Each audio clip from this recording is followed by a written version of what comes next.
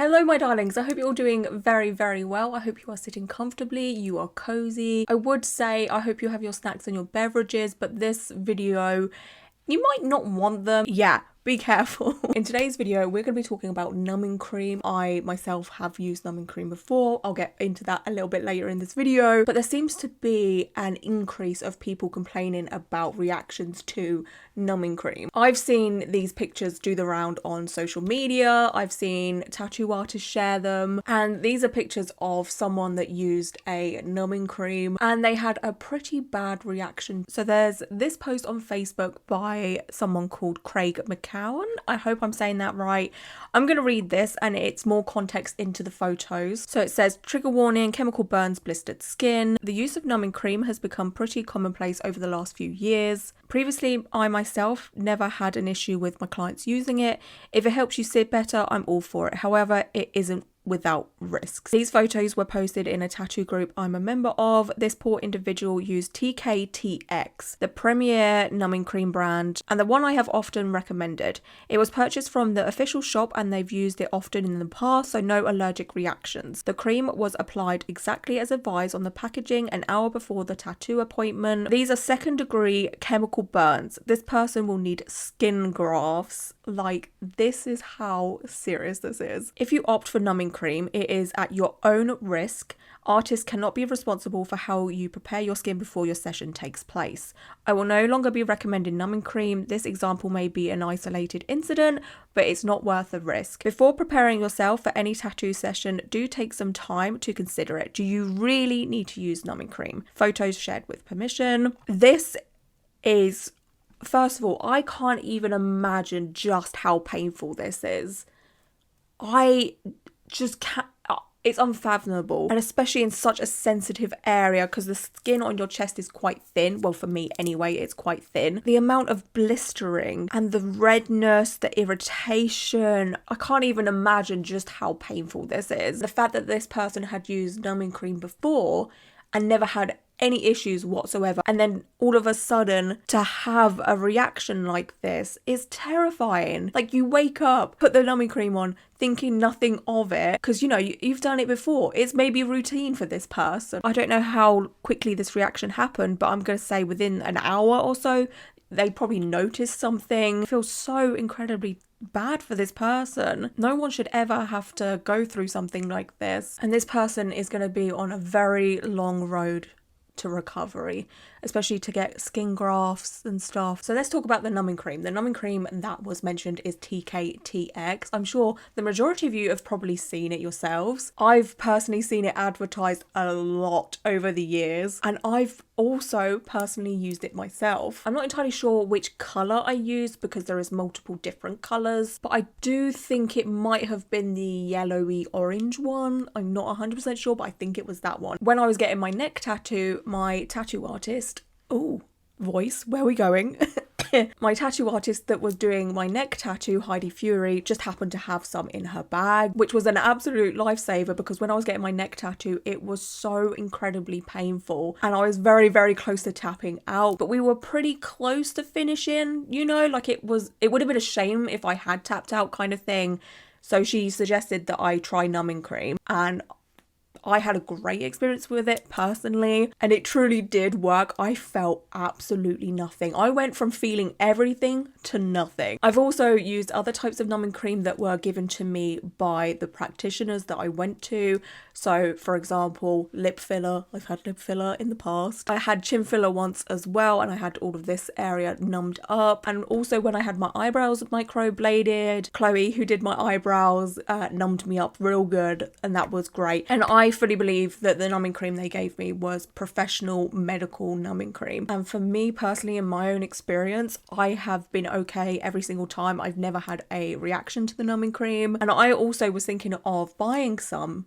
I will be honest, I was thinking of buying the TKTX for my next tattoo session. I have a tattoo appointment booked for October if I can do it. As some of you may know, I'm going through some very complicated health issues right now. That means I cannot get tattooed because I cannot eat until I'm okay to lay down, and it's all very complicated. Anyway, so the tattoo artist, which is actually Heidi again, has kind of penciled me in. I'm booked in to get a death moth on my chest. And I know from experience from getting my neck tattoo, this region is so incredibly painful for me. I don't know why it hurts so much, because like my neck tattoo, I don't know if you'll see it through my top to be honest, but my neck tattoo, no, it's this side. My neck tattoo comes down to about here, I think it is. Yeah, around about here. And that is so painful for me. And I was thinking, well, I know Heidi doesn't mind numbing cream. I mean, that might have changed now. Obviously, I would ask her.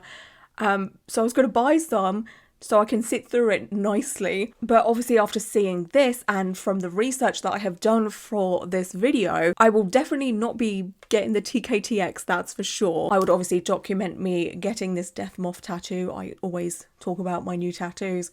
I don't want to sit here and promote something that is so harmful like TKTX. You know, I can't just sit here and make awareness for something that is potentially harmful and then use it myself, you know? Anyway, I also must stress 1,000 million times, just because it's been okay for me and I've not had any bad experiences doesn't mean that you wouldn't, or doesn't mean that I in the future might not, because something like this could happen to me also, you know, with the chemical burns and the allergic reaction. And that's what is so scary about this. The fact that this product, or any product to be honest with you, can just instantly turn on you. Of course, this could just be a fluke, it could just be a random thing. People have allergic reactions to stuff all the time, right? There's a chance that that person that bought the TKTX cream got a dodgy batch or what have you. It could just be faulty. But that being said, is it worth the risk to continue to support a company like TKTX? While doing some research, I come across this post from 2019. It's from Vicky Isabella Tattoos. They said, numbing cream warning, gross pics of skin reaction in comments. Hi guys, just a wee cautionary tale here. I tattooed my lovely girlfriend on Friday evening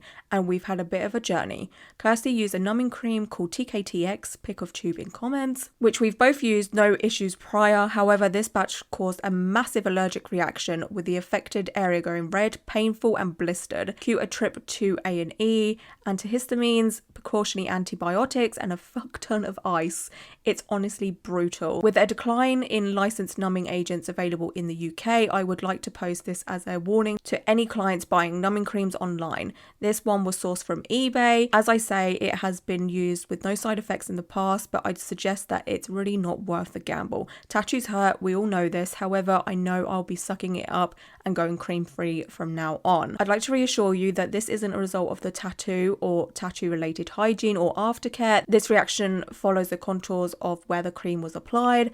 Stay safe folks, be brave and ditch the dodgy cream, eh? So again, it's the same product and the exact same story. Maybe not as extreme as chemical burns, but nonetheless, it's still a reaction. Vicky also posted this in the comments section. It says, Kirsty messaged the TKTX page and they thought it was appropriate to hit on her.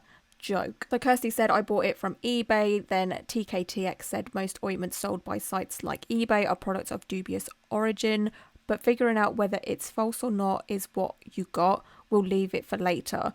Are you allergic to any makeup item? Then Kirsty said, no, I've never been allergic to anything before and I've used it before with no issue, the cream. Then TKTX said, unfortunate, but you have purchased a fake product yourself. You need to use an anti-allergy cream. And then they had the audacity to come back with, a lovely pinup like you cannot have an allergy like that. I think I fell in love with a cat emoji with heart eyes.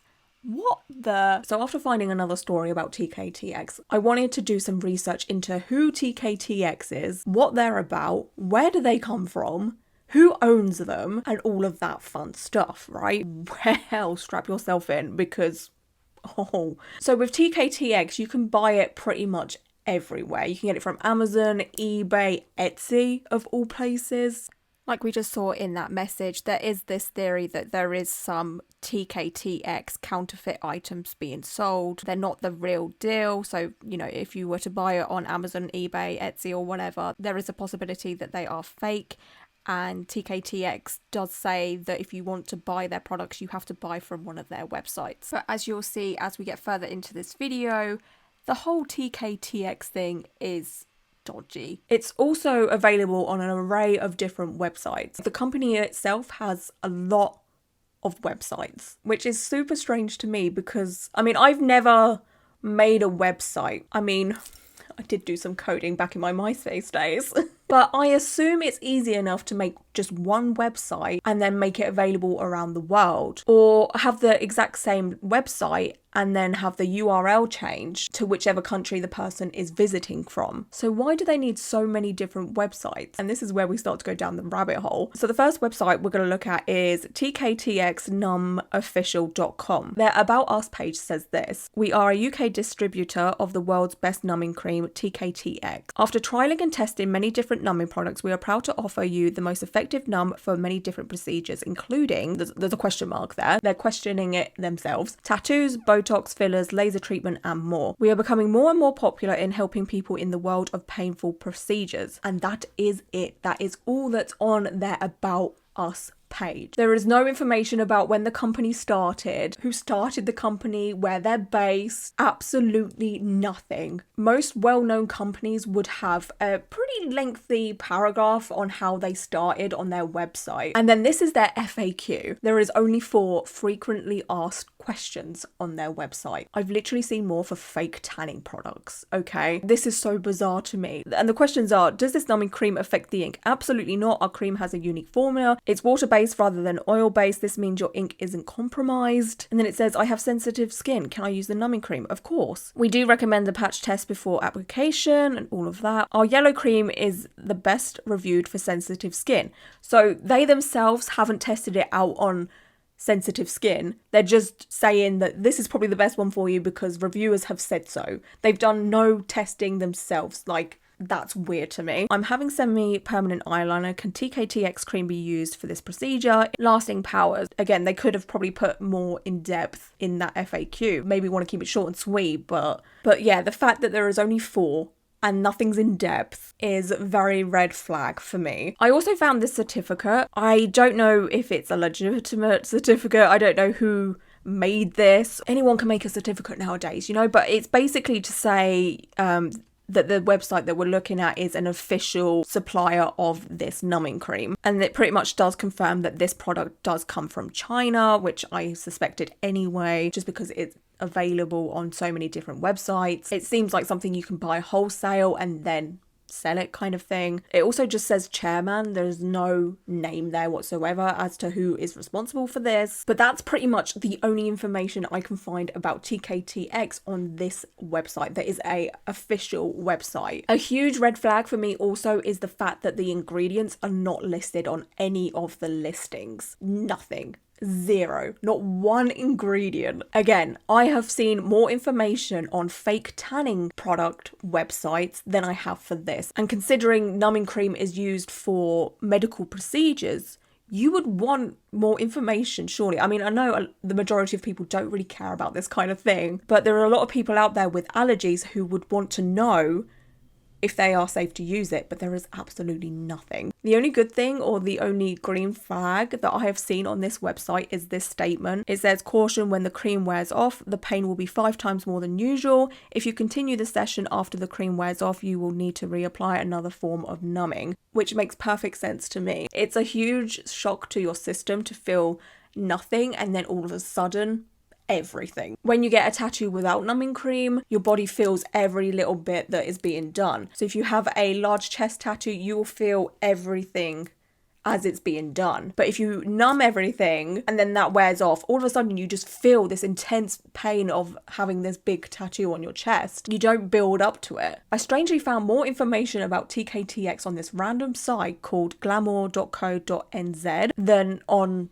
the actual TKTX website that we just looked at. It has some of the ingredients here, which is 5% lidocaine, 5% prilocaine, and 1% epinephrine. I think that's how you say it. It's adrenaline. Now, I am 100% sure there would be way more ingredients in this product than just those 3. I, of course, could be wrong. At least in the majority of products, there is at least water in them, and that's not even been listed, you know? There is just no way there is only 3 ingredients in this product.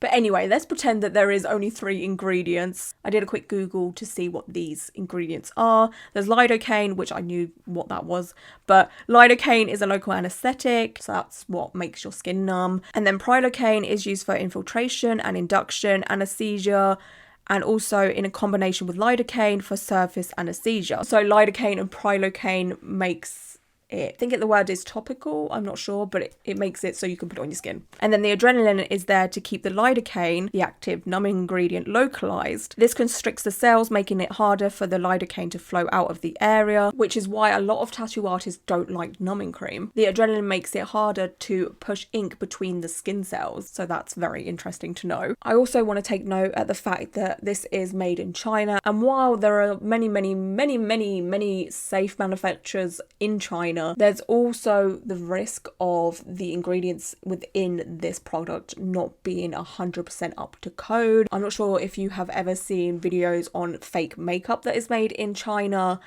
and the rubbish that goes into them. I'm not saying that TKTX has that within it, but the fact that there isn't many ingredients listed is quite scary, you know. I've just found this picture online of a box from TKTX, and it says the ingredients there, and it says, you know, the lidocaine, etc., and it says cream base and so on.